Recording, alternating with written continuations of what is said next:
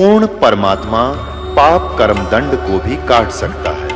अभी तक जिस भी संत व महापुरुष से मिले, उन्होंने यही बताया कि पाप कर्म फल भोगने से ही समाप्त होगा। वो प्रभु कौन है जो पाप कर्म को काट देता है, वो काल के बंधन से छुड़वा देता है। उसका क्या नाम है, पूजा की विधि क्या है? कृपया अवश्य सुनिए जगत गुरु तत्वदर्शी संत रामपाल जी महाराज के अमृत वचन।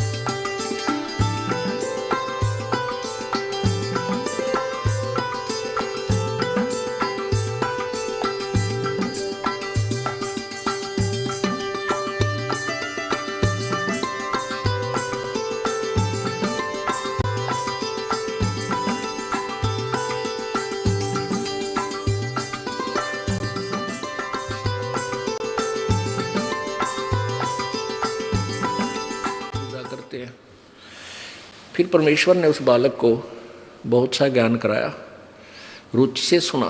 फिर कहने लगे, बाबा आपका कहाँ वो लोक जो ब्रह्मा विष्णु महेश से भी ऊपर है, वहाँ भी कोई और भगवान रहता है? परमात्मा बोले, चल बेटा तुझे वो लोक दिखाता हूँ। क्योंकि परमेश्वर ने अपने गवाचार करने थे इस बिचली पीढ़ी का पेटावरण के लिए, विश्वास दृढ़ करने के लिए कि आने वाले समय में कोई डगमग ना रह जाए और मेरे ये गवाह अपना एफिडेविट लिखकर चले जाएंगे। वही किया। अब गरीबदास जी को परमात्मा ने प्रथम मंत्र दिया और कहा, बेटा आ मेरे साथ। इतना कहते ही वो बैठे थे ऐसे जैसे सुखासन पर बैठ जाते हैं, आलती पालती मार के आम दिन बैठ जाता, जैसे आप जी विराजमान है। वो शरीर तो न्यू का न्यू रह गया, आत्मा निकाल ली। आत्मा ऊपर जा रही, क्योंकि आत्मा के ऊपर एक और शरीर होता, सूक्ष्म शरीर। ये तो कवर है ऊपर का। ये समझो कि जैसे सर्प निकल जाता है कैंचुली त्याग के, या तो कैंचुली है हमारे ऊपर। तो ऊपर जाकर परमात्मा ने गरीबदास साहब जी को सब ब्रह्मांड दिखाए, ब्रह्मा विष्णु महेश के लोक दिखाए, और जहां जहां भी प्रभु गए सब ने नतमस्तक होकर उनके चरण लिए।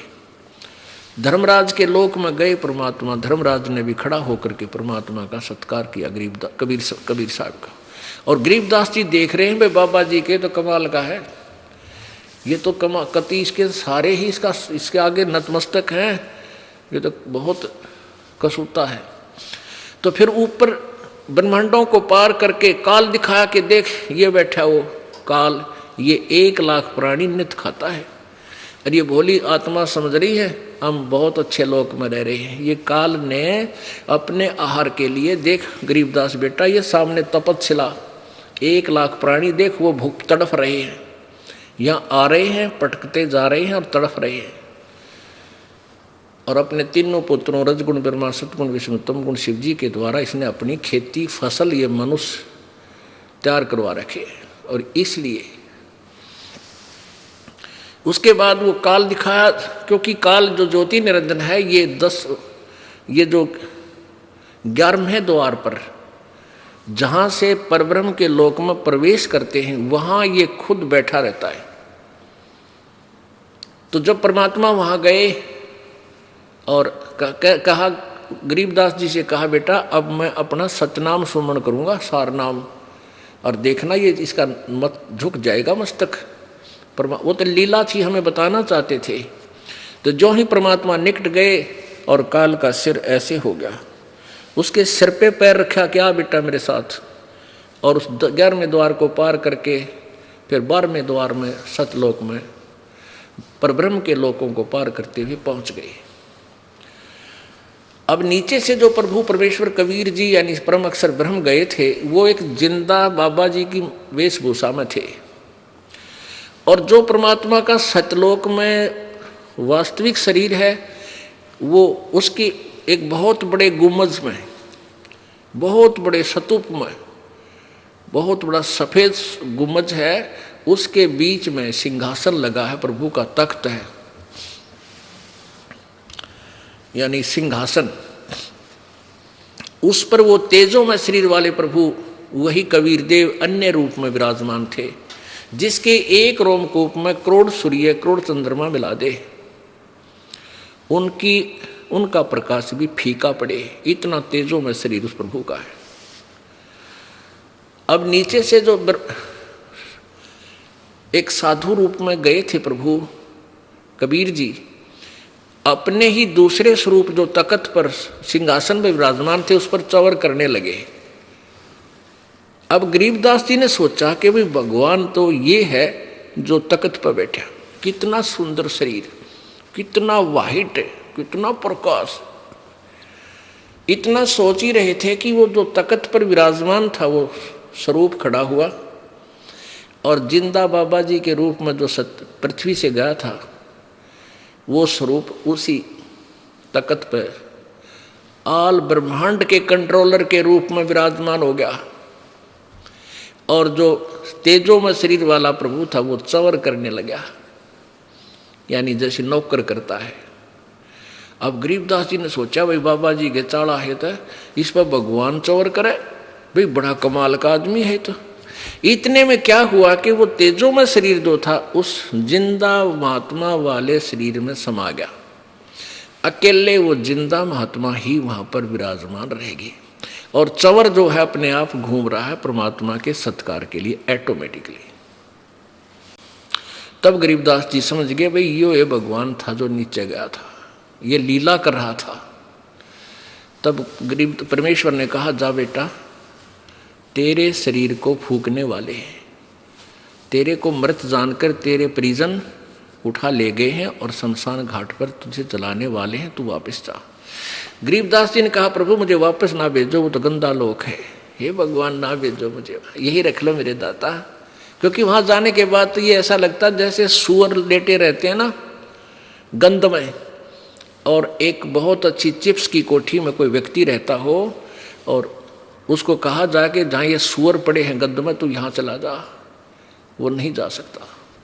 तो सतलोक की तुलना में यहाँ के 21 ब्रह्मांड ऐसे गंदे लोक हैं, ऐसा इसमें गंध है, तो वापस इसमें क्यों करावे। जब ठीक है किसी का नशा हो गया, शराब पी रहा है, भांग पी रखी है, वो तो कितना पिड़ा रहे, उसने तो वो स्वर्ग दिखाई दे से।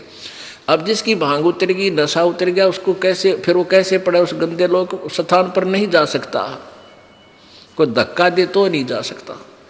तब परमेश्वर ने कहा बेटा अपना उद्देश्य ये है, सारी समझा दी शॉर्टकट में, कि सब अपनी आत्मा है, काल के जाल में फंसी पड़ी है, उनको निकालना है, तू जा वापस, ये मेरा आदेश मान ले, और मैं तेरे साथ रहूँगा, तुझे वापस लेकर आऊँगा, और जा तू मेरी महिमा का गुणगान कर। उधर से क्या हुआ कि जब पाली वो ग्वाले दूर चले गए थे, दूध नहीं पिया था, 1-2 घंटे 3 घंटे के बाद वापस आए।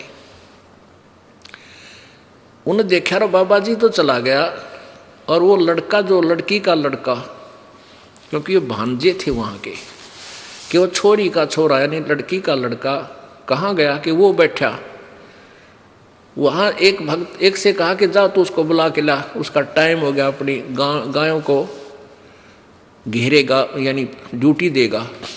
उसने आवाज़ लगाई कि एक गरीबदास नाम था परमेश्वर की प्यारी आत्मा का, लेकिन गांव वाले शॉर्टकट में बोला करें न, बोले ओ उसका गरीबू नाम दे रख रखा था, वैसे अपना जो एक न्यारा नाम होया करे गांव में।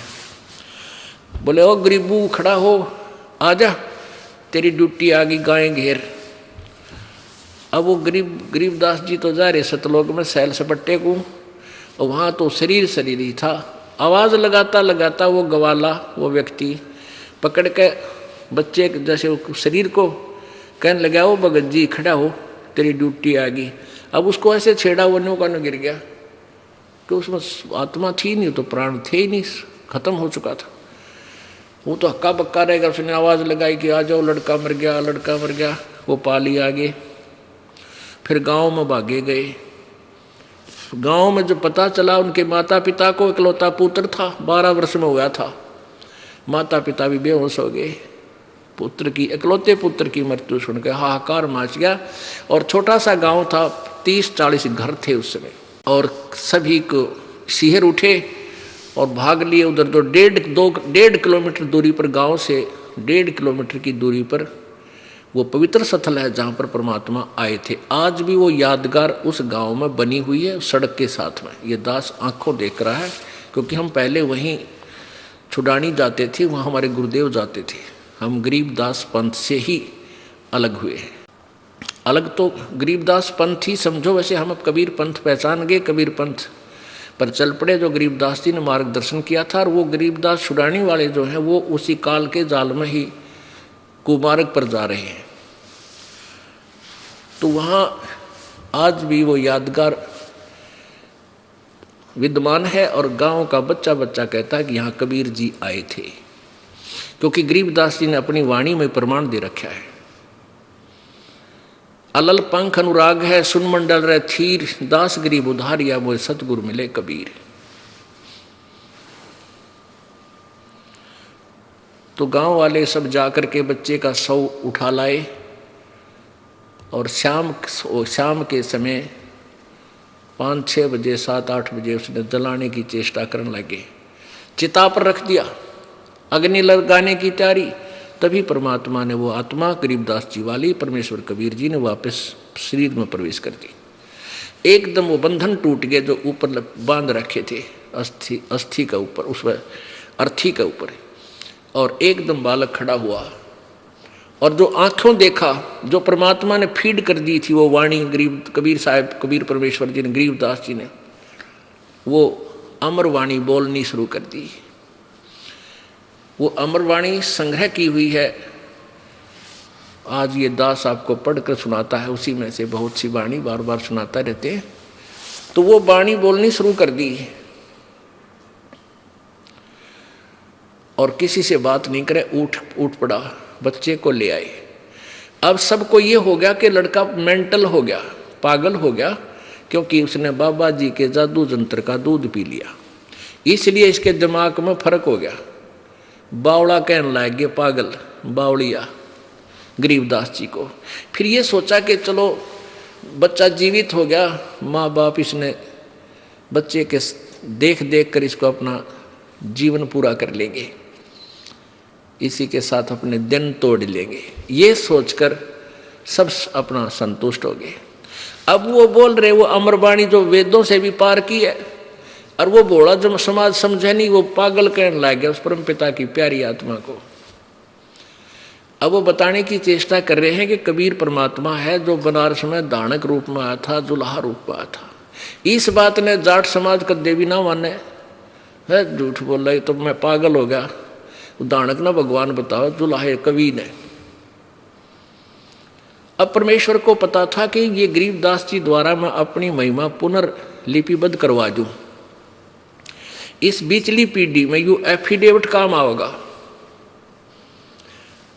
अब क्या हुआ कि ऐसे 3 वर्ष बीत गए। गरीबदास जी मस्ती में ये शब्द बोलते हैं, वाणी बोलते हैं कि वो परमात्मा सतलोक में रहते हैं, वो पूर्ण ब्रह्म है। जाकू कहें कबीर जुलाहा, सब गति अगम, अगम अगाहा, वो जिसको तुम जुलाहा कहते हो वो पूर्ण परमात्मा है।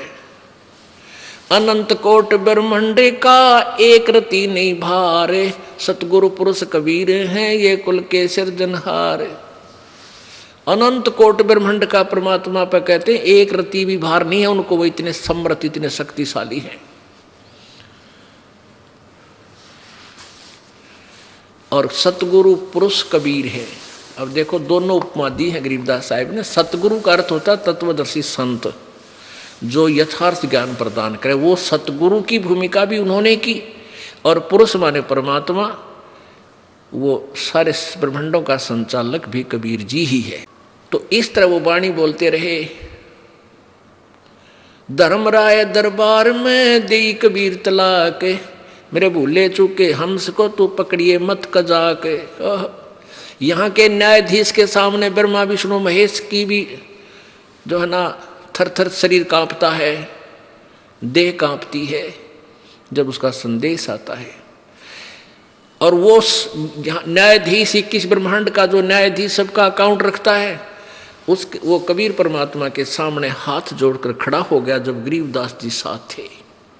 जैसे बड़ा अधिकारी पुलिस वाला और छोटे अधिकारी दरोगा के ऑफिस में चला जाता है, अचानक उसको पता चल जाता है कि आईजी साहब आए हैं या एसपी आया है, तो खड़ा हो जाता है, सलूट मारता है और वो उसको आदेश देता है, संकेत देता है, डांट मारता है कि तूने ऐसा किया तो तुझे छोड़ूंगा नहीं, तेरा ये कर दूंगा। वो कहता जी सर, जी सर। तो ऐसे कबीर परमात्मा के सामने 21 ब्रह्मांड का न्यायाधीश धर्मराज करबद्ध खड़ा हो जाता है और उसको परमात्मा डांट मारते हैं कि मेरे भूले चूके हंस को तू पकड़िए मत कजाक, ए नालायक, खबरदार जब मेरे कबीर हंस को, जिसने मेरा सही नाम ले रखा, उसको तूने पकड़ा, अकाउंट लिया तो मेरे से बुरा नहीं होगा। बोले पुरुष कबीर से धर्मराय कर जोड़, हाथ जोड़कर तुमरे हंस ने पकड़ो नहीं मैं 2 ही लाख करोड़। तो जो इस दास के द्वारा दिए हुए नाम का जाप करेगा सच्ची श्रद्धा से, आजीवन नियम पालन करता हुआ, उसका अकाउंट धर्मराज नहीं करेगा और ना ही उसके दूत आपको लेने आएंगे। परमात्मा का जहाज आएगा, आपको प्यार के साथ उसमें बैठा करके सतलोक ले जाया जाएगा। इस तरह की कथा सुनाया करते थे गरीबदास जी, लेकिन कोई नहीं मानता। बालकों में जिक्र करते, बालक अपने घर वालों को बताते, वो कहते हो तो मेंटल है बेटा, उसके पास मत बैठा करो। वो तो कबीर को भगवान बताता है, दानक को, दुल्हे को। एक दिन क्या हुआ कि जैसे एक दादू साहेब जी हुए हैं, दादू साहेब जिनको परमात्मा इसी तरह आकर मिले थे जैसे गरीबदास जी को मिले। जब दादू साहेब 7-8 वर्ष के थे, उस समय ऐसे ही परमात्मा एक जिंदा महात्मा के रूप में, बूढ़ा बाबा के रूप में, वृद्ध बाबा के रूप में आकर मिले थे और फिर उनकी आत्मा को भी सतलोक लेकर गए थे। 3 दिन और 3 रात वो अचेत रहे थे, मरे नहीं, श्वास धड़क रही थी लेकिन आत्मा यहां से बाहर थी। और तीसरे दिन वापस जब छोड़ा तो दादू साहेब ने जी ने भी यही कलम तोड़ वर्णन किया था कबीर परमेश्वर की महिमा का। उन्होंने क्या कहा कि जो जो शरण कबीर की तिर गए अंत अपारे, दादू गुण के ता कहूँ बाई कैतन आवे पार। अब यहाँ दादू जी का प्रकरण इसलिए आवश्यक हो गया क्योंकि इसके साथ साथ ये लिंक भी जुड़ता है कि परमात्मा किन किन को आकर मिले और कहाँ मिले, उन्होंने क्या क्या प्रमाण दिए। जो जो शरण कबीर की वो तिरगे अंत अपारे, दादू गुण के ता कहूँ भाई कैतन आवे पार। उस परमात्मा की महिमा कितनी की गाऊं, मेरे पर गाई नहीं जाती। जो भी उनकी शरण में है वो सारे पार होंगे, पर विधिवत, नकली संतों के पास नहीं, नकली नामों से नहीं। कबीर करता आप है दूजा ना कोई, कबीर करता आप है दूजा ना कोई,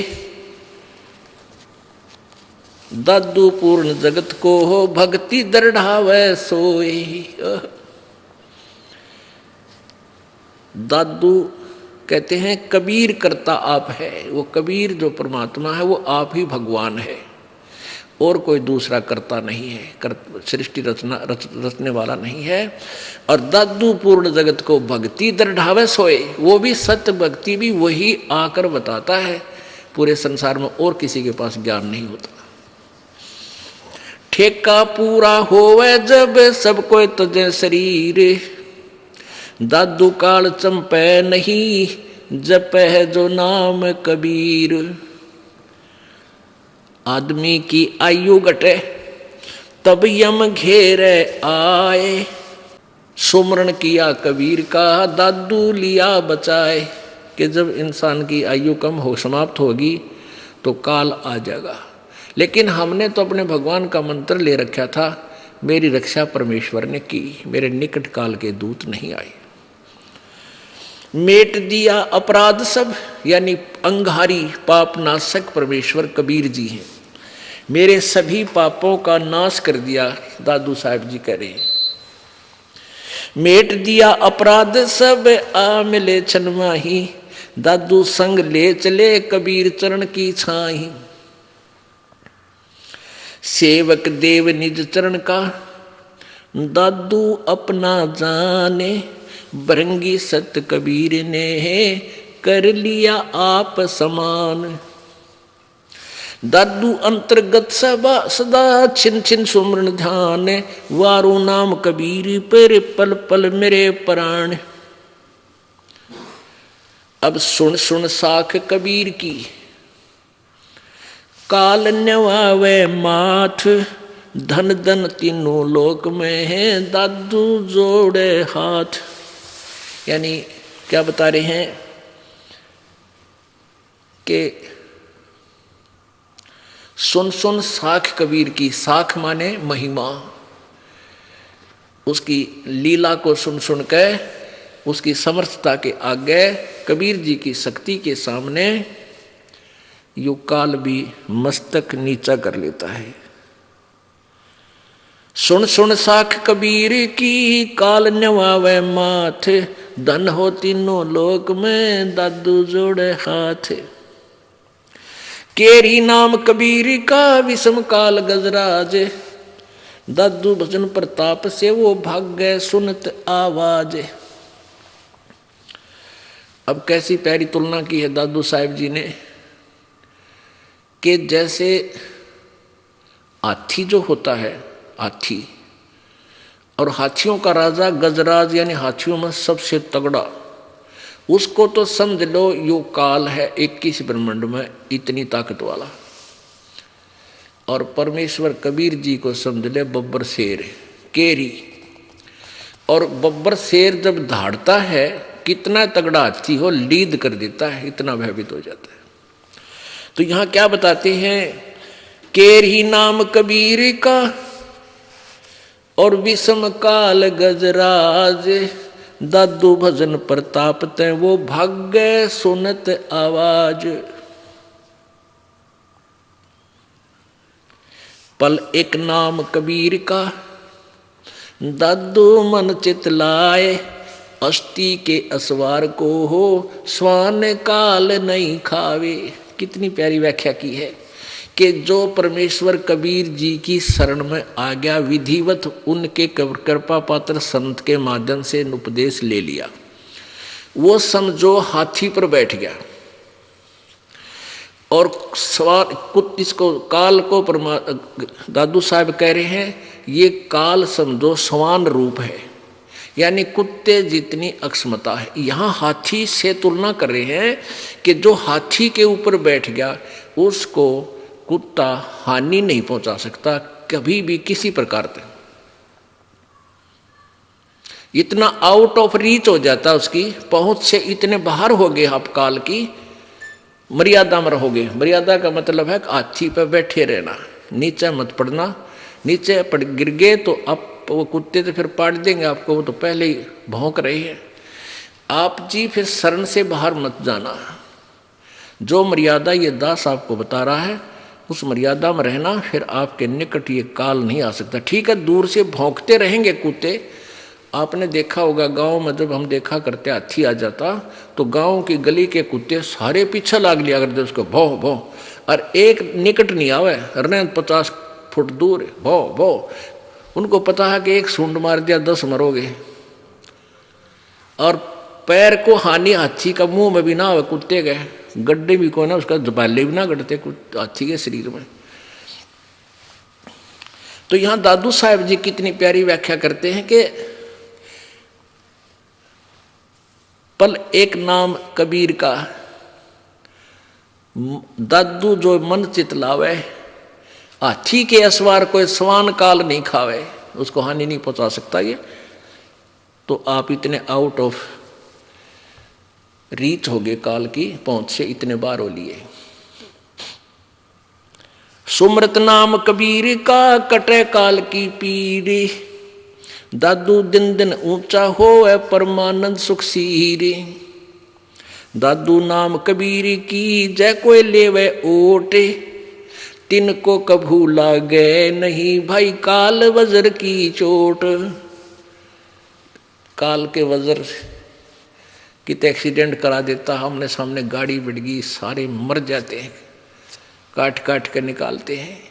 हेलीकॉप्टर से गिर गए, चकनाचूर हो गया, कहीं पर कि कोई घटना होगी। कहते हैं ऐसी घटनाएं परमात्मा की आत्माओं जो सच्ची लगन और मर्यादा में रहेंगी, उनके ऊपर इस काल का अटैक नहीं हो सकता इस तरह का। उनको कभू लागे नहीं काल वज्र की चोट।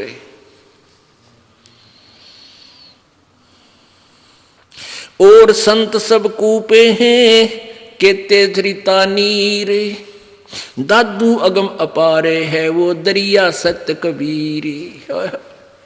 कितनी प्यारी व्याख्या की। पुण्यात्मा जैसे हम परमात्मा की परिभाषा में श्री कृष्ण जी को परमात्मा मानते थे, किस आधार पर कि श्री कृष्ण जी ने मोरध्वज राजा का पुत्र ताम्रध्वज को आरे से चिरवा कर, कृष्ण जी ने के विषय में हम सुनते थे कि मोरध्वज राजा के पुत्र ताम्रध्वज को आरे से चिरवा कर जो मर गया था, 2 फाड़ हो गए थे और फिर जीवित कर दिया। इससे हम श्री कृष्ण जी को भगवान मानते थे। लेकिन अब परमात्मा के चानने में हमें दिखा, परमेश्वर कबीर जी के ज्ञान में, कि श्री कृष्ण जी अपने सगे भाणजे अभिमन्यु को जीवित नहीं कर सके, जो महाभारत के युद्ध में प्रथम दिन ही चक्रव्यूह में मारा गया था। इकलौता पुत्र सुभद्रा का और 500 पांडवों का कुल नाश हुआ था और कोई बालक नहीं था। श्री कृष्ण जी रो रहे थे, सुभद्रा रो रही थी और 500 पांडव हाहाकार मची हुई थी। श्री कृष्ण जी जीवित नहीं कर सके। क्यों नहीं कर सके? क्योंकि उनके श्वास उसके, और उनको क्यों जीवित कर दिया ताम्रध्वज को? उसकी आयु शेष थी, अभिमन्यु का प्रारब्ध इतना ही था, उसको चेंज नहीं कर सकता श्री कृष्ण।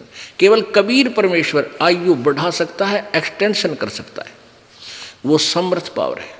जैसे शॉर्टकट में आगे बताएंगे पूरा विस्तार 5 दिन में। एक कमाल नाम के बालक को मृत हो गया था, उसकी आयु समाप्त हो चुकी थी और परिवार वालों ने उसको जल प्रवाह कर दिया था। कुछ कबीले ऐसे हैं जो ना जमीन में दफनाते, ना सभा करते, अग्नि में जलाते नहीं, वो जल में प्रवाह कर देते हैं, वो जल प्रवाह कर देते हैं, मतलब एक विधिवत अपने तरीके से, परंपरा से। और वो तैरता हुआ चलता है मुर्दे के नीचे, ऐसा कुछ एक फूस का ऐसा बंडल सा बनाकर उसको ऊपर आदर से लटाकर चलते कर देते हैं, उस पर एक ज्योति सी जगा देते हैं। तो वहां वो बहता हुआ जा रहा था, तो कबीर परमेश्वर से कहा शेख तकी। शेख तकी कौन था? सिकंदर लोधी का धार्मिक गुरु था। और कबीर जी से ईर्षा करने लगा, क्योंकि सिकंदर लोधी के जलन का रोग किसी से आराम नहीं होता, परमात्मा के आशीर्वाद से वो स्वस्थ हो गया था। इस कारण से सिकंदर लोधी दिल्ली का बादशाह कबीर परमेश्वर का अत्यधिक सत्कार करता था। उधर से वो उसका धार्मिक गुरु ईर्षा करने लगा, किसी प्रकार कबीर जी को नीचा दिखाऊं ताकि ये यहाँ से भाग जाए। इस दृष्टिकोण से उसने ये शर्त रख दी अपने राजा के सामने कि यदि कबीर जी कोई मुर्दा जिंदा कर देगा मेरे सामने, क्योंकि कबीर जी ने सिकंदर लोधी ने महर्षि रामानंद जी ब्राह्मण का सिर काट दिया था, इस बात पर कि वो मुसलमानों से नफरत करता था। फिर कबीर जी ने उस सिकंदर लोधी के सामने ही वो उसको जीवित कर दिया था, कटे हुए सिर को एज इट इज, जैसे कृष्ण जी ने ताम्रध्वज को जीवित किया था। वो तो उसके समांतर शक्ति हुई परमात्मा की। और फिर वो मरा हुआ बच्चा आया हुआ था, तो शेख तकी ने बोला मेरे सामने जिंदा करे कबीर, जब मानूं मैं इसको भगवान, नहीं तो मैं नहीं मानूंगा और तेरी बगावत करवा दूंगा मुसलमान समाज से। ये कह करके ये काफिर हो गया हम राजा। इसने एक हिंदू से उपदेश ले लिया। तो सिकंदर लोधी चिंतित था। कबीर जी ने पूछा क्या कारण है, तो कारण बताया। परमेश्वर ने कहा कि कह दो इस शेख तकी को कोई मुर्दा ले आवे, उसको जीवित कर दूंगा। अब शेख तकी कहने लगा मुर्दा मैं कहाँ से लाऊं? एक दरिया के किनारे खड़े थे, ये वार्ता हो रही थी। परमात्मा ने अपनी प्यारी आत्मा सिकंदर लोदी दिल्ली के सम्राट की वह टेंशन दूर करनी थी कि ये बात बिगाड़ेगा। इतने में वही कमाल का शव बहता हुआ आ गया बच्चे का। इतने में वो 13 वर्षीय बालक का शव दरिया में बहता हुआ आ गया। और परमेश्वर कबीर जी, वो सैनिक भी खड़े थे हजारों की संख्या में, और भी व्यक्ति थे। कहा कि वो आ गया शव। सिकंदर शेख तकी बोला वो आ गया शव, कर दे जीवित कबीर, जब मानो इसको मैं, ये अल्लाह का नबी है, अल्लाह है। अब सिकंदर कहता था ये भगवान आया है, क्योंकि उसके सामने जीवित कर दिया मरा हुआ कटा हुआ सिर महर्षि रामानंद जी का। और फिर एक गाय काट दी थी ऐसे ही निकम्या ने, वह भी जीवित कर दी थी परमात्मा ने। और दूध की बाल्टी भर दी थी उस गाय की जीवित करके। और फिर वो बच्चा आ गया। तब कहने लगा सिकंदर शेख तकी कहने लगा कि इसको जीवित कर दे, तो मानो तू भगवान है। परमात्मा ने कहा कि पहले तू कर ले, के बाद में नंबर बनावे। तो जंतर मंतर करता रहा। वो तो चला गया। 100 कम से कम भी 800,000 गज आगे पहुंच गया दरिया में, जहां वो खड़े थे उससे नीचे पानी की बह करके। तब शेख तकी ने कहा कि ये तो चाहता था मुर्दा निकल जाए किसी तरह, मुझे लगा दिया इसमें है, जब जानो ये भी कर दे। तब परमात्मा ने ऐसे कहा था, ऐसे कर दिया, यानी वो मुर्दा वापस चल पड़ा अपोजिट उस, यानी जिधर से पानी बहकर आ रहा था और बहुत आगे जा चुका था वो शव, परमात्मा के आदेश से वो वापस चल पड़ा। जैसे ये इंजन वाली किश्ती चला कर बैक फ्लो के विरुद्ध अपोजिट, और वहां आकर रुक गया। नीचे लहर पानी की जा रही है और वो शव ऊपर एज इट इज है। तो परमेश्वर ने कहा कि हे जीवात्मा जहां भी है, मेरे हुक्म से, कबीर हुक्म से इसमें प्रवेश कर और बाहर आ जा। इतना ही कहा था मालिक ने। उसी समय वो मुर्दे में ऐसे कंपन हुई, लड़का एकदम खड़ा होकर और बाहर आकर दंडवत प्रणाम किया। बोलो सतगुरुदेव। अब इससे वहां उपस्थित लोगों ने कहा कि कमाल कर दिया कबीर जी, कमाल कर दिया।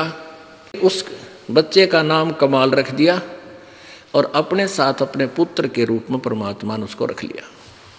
अब ये दास क्या कहना चाहता था, दादू साहेब की इस वाणी को क्लियर करने के लिए, और संत सब कूप हैं केते झरिता नीर, दादू अगम अपार है ये दरिया सत्य कबीर।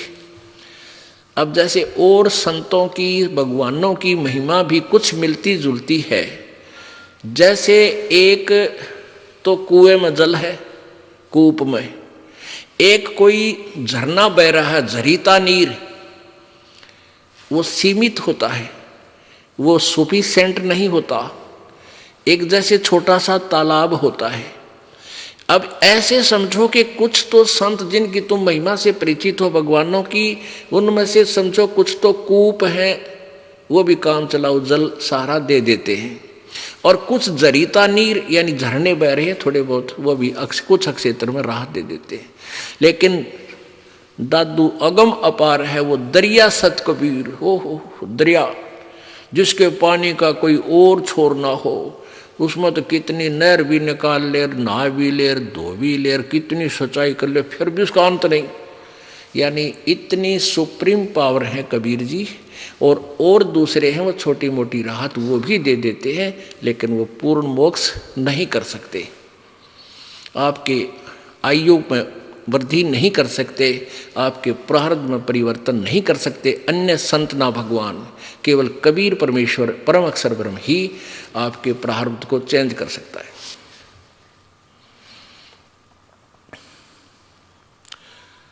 अब पुण्यात्माओं,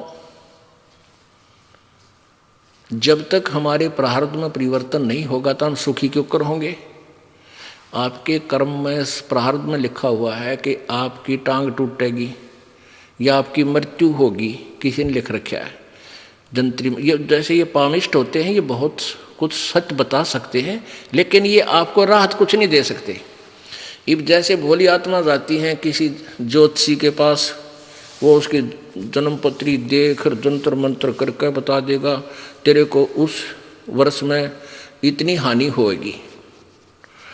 अब वो हानि तो होगी ही होगी, क्योंकि लिख रखी है, वो तो कोई भी पढ़ कर सुना दे। लेकिन उसमें वो परिवर्तन वो ज्योतिषी नहीं कर सकता, वो बता सके। जैसे किसी ने बता दिया तीसरे महीने में मार्च में तेरी टांग टूटेगी, अब वो तो 1 महीना पहले और चिंता पैदा कर दी उसने, और बचाव कुछ हो नहीं सकता, और वह टूट गई, तो फिर क्या करता भाई, उसने बता दी थी पहले तेरी टांग टूटेगी, भाई जान दिया तगड़ा, भाई वो तो कमाल का आदमी है, भाई पहले बता दी थी, बता के कला तोड़ दिया उन्होंने, पहले बता दी थी। अब जैसे आप किता अपना जंतर ज्योतिषी का दिखाया ना, और जो आपको बता दे तेरा यह हानि होगी, और फिर आप आ जाना इस दास के पास, कबीर भगवान की शक्ति से आपको मंत्र देंगे, और उस दिन वह हानि आपको नहीं होगी, वह होनी थी क्योंकि लिखा हुआ है, और फिर नहीं होगी आपका, गारंटीड बात है। तो ये समाधान चाहिए, ज्ञान नहीं। उस ज्ञान से क्या पता सारा मिल गया तेरा टांग टूटेगी, और हम कहेंगे नहीं टूटेगी, ये मंत्र जाप करना, मर्यादा में रहना, तो वो चेंज होगी, वो बदल दिया आपका, आपके ऊपर आने वाली आपत्ति परमात्मा ने टाल दी। तो इसलिए भगवान की हम ढूंढ रहे हैं जो हमारे प्रारब्ध में आने वाले कष्ट को, संकट को दूर करे।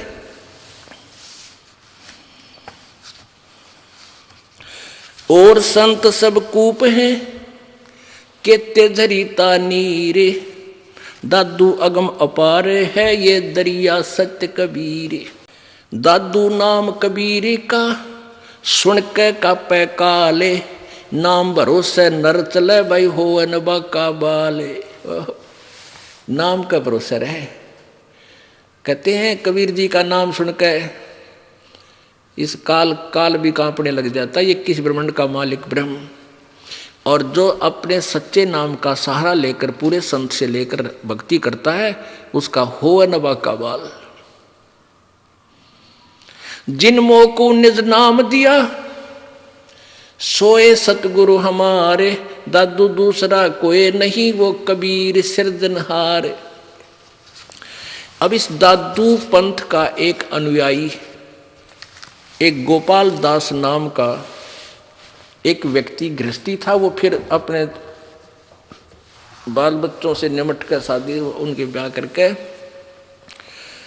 तो दादू पंथी महात्मा बन गया था वो, यानी सन्यास ले लिया था।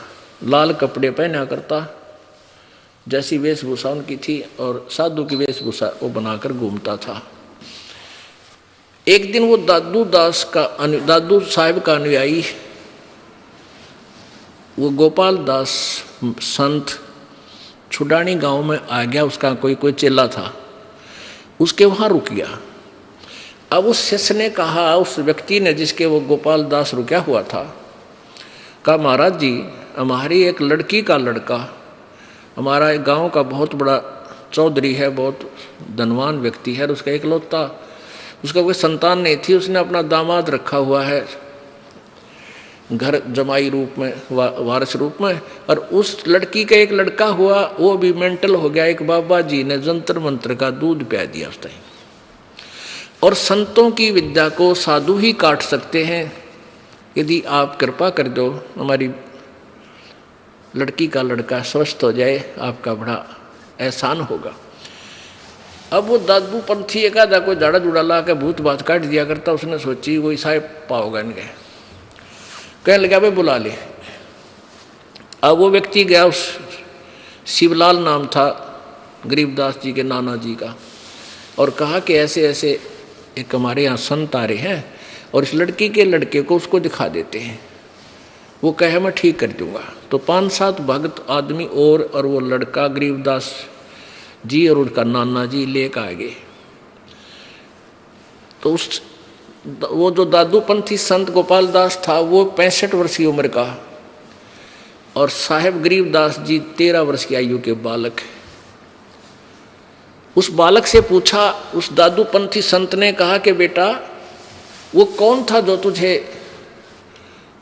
एक जादू जंत्र का दूध पिला गया?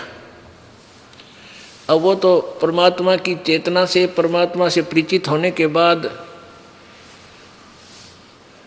उनका अंतःकरण खुल गया था, दिव्य दृष्टि खुली थी। वो जान के गरीबदास जी की दादूपंथी संत है। तो क्या कहा परमेश्वर की वाणी, जो कबीर परमेश्वर ने उनमें ज्ञान फीड किया था, उसके आधार से क्या बोले?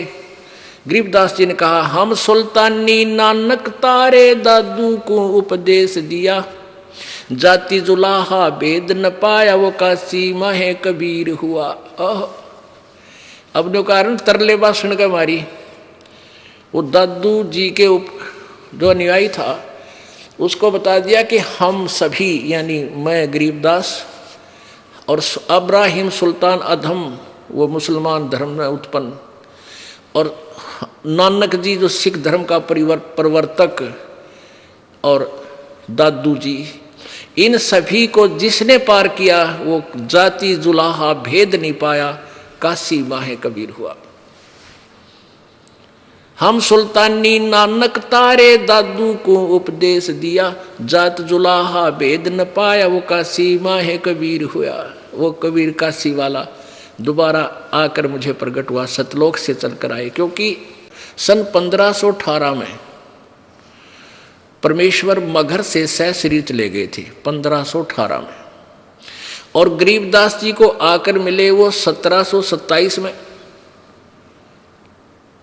199 वर्ष बाद, यानी मगहर से सहस्री जाने के सतलोक से वापस 199 वर्ष बाद फिर आए, 200 वर्ष बाद समझ लो। यानी सन 1717 और सन 1518 ये फिर 27 यानी 210 वर्ष 209 वर्ष समझ लो। तो वो परमात्मा फिर आए तो कहते हैं हम सुल्तानी नानक तारे और दादू को उपदेश दिया, नाम जात जुलाहा वो दानक है, कबीर काशी माए कबीर, जात जुलाहा उसका भेद नहीं पाया, वो काशी माए कबीर, वो परमात्मा मिले थे मुझे आके। अब कबीर परमेश्वर की महिमा दादू पंथ, दादू साहब के ग्रंथ में भी कलम तोड़ लिखी हुई है, इसको वो दादू पंथी भी पढ़ रहा था। अब इस तरह काफी परमात्मा फिर तो गरीबदास जी लगे रहे, वह वाणी सुनाते रहे। गैबी ख्याल विशाल सतगुरु अचल दिगंबर थीर है, भक्ति हेत काया धराए वो अवगत सत कबीर है। वो सारी कथा सुनाई परमात्मा की महिमा की, जैसे हम ब्रह्म वेदी में सुनते हैं गाते हैं। गैबी ख्याल विशाल सतगुरु अचल दिगंबर थीर हैं, भक्ति हेत काया धरे आए अवगत सहत कबीर हैं। नानक दादू अगम अगाधू तेरी जहाज खेवट सही, सुख सागर के हंस आए भक्ति हीरंबरे उर्धरी। कोटि भानु पर कास पूर्ण रोम रोम की लार है, अतल अभंगी है सतसंगी अवगत का दीदार है। धन सत्य गुरु उपदेश देवा 84 ब्रह्म मेट ही, तेज पूंज आन देह धर कर इस विधि हमको बैठ ही। शब्द निवास आकाश वाणी यो सत्य गुरु का रूप है, चंद सूरज ना पवन ना पानी न जा छाया धूप है। रहता रमता राम साहेब अवगत अलह अलेख है, भूले है पंथ विटम्बवादी वो कुल का खाविंद एक है। रोम रोम में जाप जप ले अष्ट कमल दल मेल है, सुरत नरत को कमल पठावो जहाँ दीपक बिन तेल है। हरदम खोज है नोज हाजर त्रिवेणी के तीर हैं। दास गरीब तबीब सतगुरु बंदी छोड़ कबीर हैं। हरदम खोज है नोज हाजर त्रिवेणी के तीर हैं। दास गरीब तबीब सतगुरु बंदी छोड़ कबीर हैं। अब यह वाणी जो बोली उस दादूपंथी संत के कलेजे में जख्म हो गया। कोई हो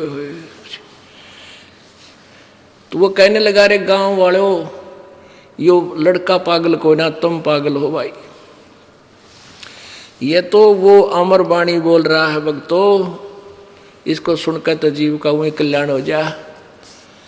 तो उसने एक 65 साल का वृद्ध और एक 13 वर्ष के बालक के सामने हाथ जोड़ कर न्यू बोले, ए महाराज जी, या अमृत वाणी लिखवा दे मेरे को।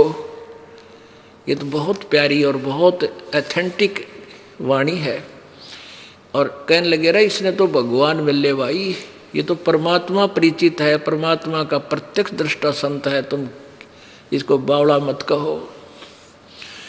तो गरीबदास बालक तो चल पड़े आगे आगे, बाबा जी का दिमाग सेंटर में लाना है। वो बालक वो क्योंकि जो ग्राहक होते हैं वही पहचानते हैं इस सौदे को, वही करते हैं। उसने ना देखा तू बाबा जी, हर लोग न्यू कहेंगे तू किस बालक के पीछे चाल पड़ा, तू तो फिर नल है।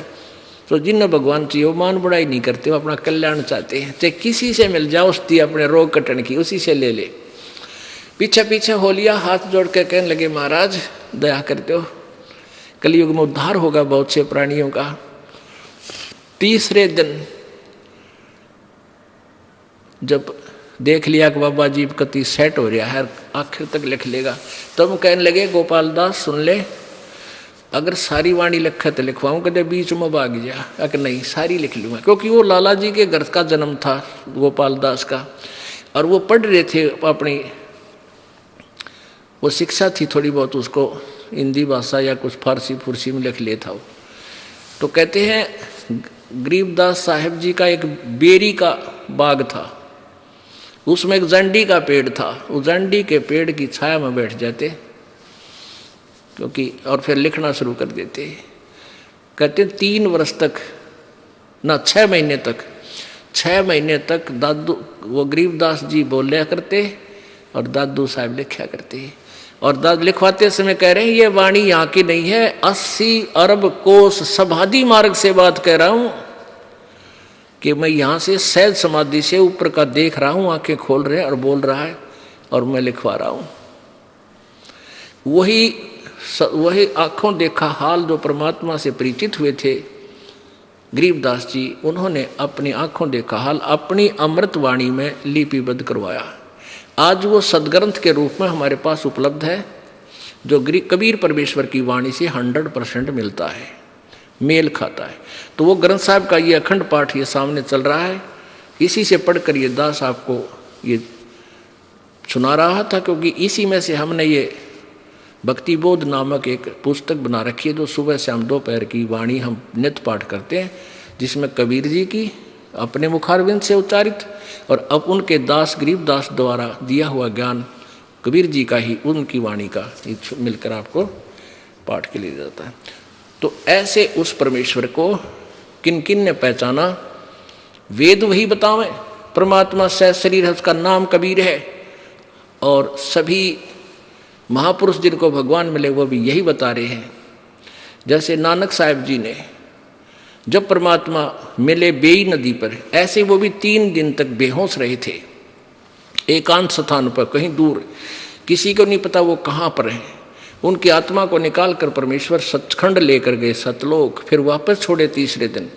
तो उन्होंने वहाँ के नगर निवासियों ने सोच लिया था नानक साहब तो डूब कर मर गए, दरिया में छलांग लगाई थी, बाहर नहीं आए।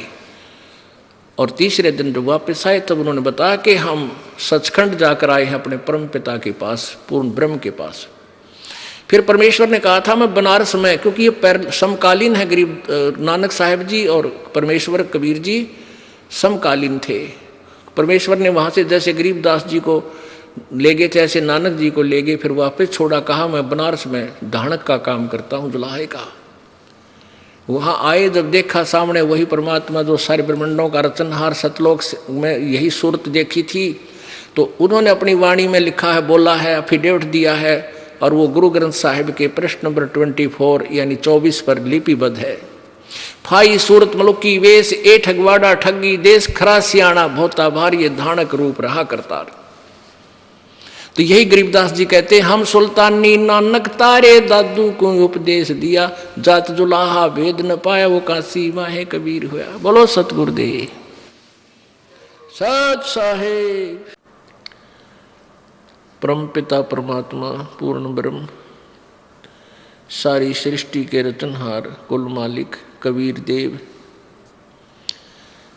कबीर साहब, अल्लाहु अकबर, अल्लाह कबीर, गॉड कबीर, ये वही परमात्मा है जो बनारस में एक जुलाहे की भूमिका करके अपने तत्व ज्ञान को प्रचार करके सहशरीर आए थे। सहशरीर अपने निज धाम सतलोक को चले गए। उनका कलयुग में समय रहा सन 1398 अर्थात संवत 1455 से सन 1518 अर्थात संवत 1575 तक वो परमात्मा इस धरातल के ऊपर एक मनुष्य जैसी लीला करके एक जनसाधारण जैसा जीवन जी के हमारे लिए एक एग्जाम्पल छोड़कर चले गए। वो परमात्मा प्रत्येक युग में एक ऐसा जीवन जीते हैं, एक ऐसा जीवन व्यतीत करते हैं, एक जनसाधारण मनुष्य जैसा, और जैसे आम व्यक्ति कर्म करते हैं ऐसे ही कर्म करके परमात्मा एक उदाहरण हमारे लिए पेश करते हैं कि बच्चों, परमात्मा पाने के लिए विशेष आडंबर या कठिन साधनाओं की आवश्यकता नहीं है। उसके लिए मानुष जन्म हो, कोई जाति मजहब कहीं भी आपका जन्म किसी भी धर्म में हुआ हो, पूर्ण संत आपको मिल जावे, बुराइयों को त्याग देना और बहुत ही सिंपल वे से साधारण तरीके से अपना जीवन जीना। परमात्मा पाने के लिए जंगल पहाड़ों पर या जंगल में जाना आवश्यक नहीं है। भक्ति करने से बात बनेगी। आप अपना कर्तव्य करते हुए, अपना जो आपका स्वाभाविक कर्म है, इनको करते हुए परमात्मा प्राप्ति कर सकते हो। उसके लिए वे स्वयं ही एग्जाम्पल बनते हैं, उदाहरण बनते हैं। परमेश्वर ये दिखाकर गए थे कि मेरे से निर्धन कोई नहीं हो सकता। एक झोंपड़ी में रहना, माता पिता थे मोह बोले, परमात्मा के माता पिता नहीं थे, लेकिन नीरू नीमा नामक एक जुलाहे ने, दंपति ने उनको परमात्मा को कमल के फूल से उठाया था और अपने बच्चे की तरह पालन पोषण किया था। वो भी लीला थी परमात्मा की, ना तो जो सबका धारण पोषण करता उसका पालन पोषण कौन कर सकता है। उन्होंने एक लीला दिखानी थी, अपना जीवन एक मनुष्य की तरह ऐसे ही ये लीला करनी थी, प्रत्येक युग में करते आए हैं। उसमें अपने दो मुंह बोले माता पिता, दो बच्चे थे जो मुर्दे जीवित किए थे। लड़के का नाम कमाल, लड़की का नाम कमाली था। और जैसे एक व्यक्ति अपने परिवार का पोषण करता है अपना कर्तव्य कर्म करके, तो जुलाहे का कर्तव्य कर्म करते हुए परमात्मा ने यह उदाहरण दिया था कि तुम विश्वास रखो मालिक पे, यहाँ घना जोड़ा तोड़ी के चक्कर में मत पड़ो, ज़्यादा संपत्ति और ज़्यादा संग्रह करने के चक्कर में मत पड़ो, ये काल का जाल है। केवल इतना ही करो जितना आपको आवश्यकता है, बाकी समय मालिक के चरणों में ध्यान रखो। परमेश्वर जी क्या करते थे, कपड़ा बुनते थे और उसको फिर उसकी जो कमाई आती थी कपड़ा बुनने की मजदूरी, उसमें से जो उनके आवश्यक आइटम की आवश्यकता होती थी घर पर खाने पीने के लिए, वो ले आते थे और फिर पैसा बच जाता था उसको धर्म में लगा देते थे, अब भंडारे कर देते थे, भोजन भंडारे कर देते थे, वो संग्रह नहीं करते थे। पुण्यात्माओं हमें उदाहरण देते हैं, परमात्मा संकेत देते हैं, पर हम बालक हैं। हम काल प्रेरणा में आकर के काल के ही भाव में बहे रहते हैं। हम परमात्मा की वाणी पर विश्वास कम करते हैं। परमेश्वर कहते हैं कबीर जी के कहे कबीर सुनो विषादो, मैं तो हूँ विश्वास में। यदि तुम विश्वास करोगे कि मैं परमात्मा हूँ, मैं भगवान हूँ, सब कुछ कर सकता हूँ, तो मैं तुम्हें पूर्ण लाभ दूंगा। और तुम इतना विश्वास नहीं कर पाओगे तो तुम्हें वर्क डन ही मिलेगा। परमेश्वर हमें क्या उदाहरण देते हैं कि इतना मांगो भगवान से कि साईं इतना दीजिए, जामे कुटुंब समावे, हम भी भूखे ना रहें, अतिथि ना भूखा जावे। केवल इतनी ही डिमांड बहुत घनी हो जाती है। अब यहां देख लो आप, ये बड़े बड़े सेठ साहूकार व्यक्ति, बहुत से उदाहरण हमारे सामने हमारे जीवन में घटित हो चुके हैं। एक अरबपति व्यक्ति सारा जीवन संपत्ति जोड़ने में, फैक्ट्री लाने में व्यतीत किया, और ठीक है साधना पूजा पाठ भी सभी करते हैं, सभी करते हैं, जो पुण्यात्माएं हैं वो सभी कोई न कोई साधना भी करते हैं, लेकिन वो साधना शास्त्र विरुद्ध होने से, शास्त्र विधि को त्याग के मनमाना आचरण होने से वो यूजलेस, वह व्यर्थ होती है। जैसे प्रमाण है पवित्र गीता जी अध्याय नंबर 16 के श्लोक 23 में कि शास्त्र विधि को त्याग कर जो मनमाना आचरण करते हैं, अपनी मर्जी से पूजाएं मंत्र जाप आदि करते हैं, उनको न तो कोई सुख होता है, न उनकी कोई सिद्धि प्राप्त होती है, न ही उनकी गति होती है, अर्थात व्यर्थ। तो वो सेठ लोग भी पूजाएं करते हैं, साथ में जैसे भी उनको किसी गुरु ने मार्गदर्शन किया हुआ है या देखा देखी, तो वो साधना तो वैसे व्यर्थ, उसका कोई यूज नहीं, कोई लाभ नहीं होता। और जिस धन के लिए वो रात पड़ा ना दिन पड़ा, ना जाने कितने खोटे कर्म किए, पाप किए, वो धन साथ नहीं गया। एक्सीडेंट दुर्घटना में मर गए, कोई तो हेलीकॉप्टर में मर जाता है, कोई कार दुर्घटना में, कोई ट्रेन एक्सीडेंट में, और वो पाप रह गए इकट्ठे, धन यही रह गया, वो पाप साथ ले गया। उन पापों के आधार से फिर हो सकता है उसका जन्म गधे कुत्ते का बनेगा ही बनेगा, ये तो बट नेचुरल है। फिर जिन कोठी और फैक्ट्रियों को अपनी कहा करता था, अब उसमें कोई भी उसको प्रवेश नहीं करने देगा, उसका लठ मारेंगे। तो पुण्यात्मा परमात्मा हमें बताने आए थे कि तुम मनुष्य जीवन आप जी को मिला है परमात्मा प्राप्ति के लिए, और इसका कोई यूज नहीं।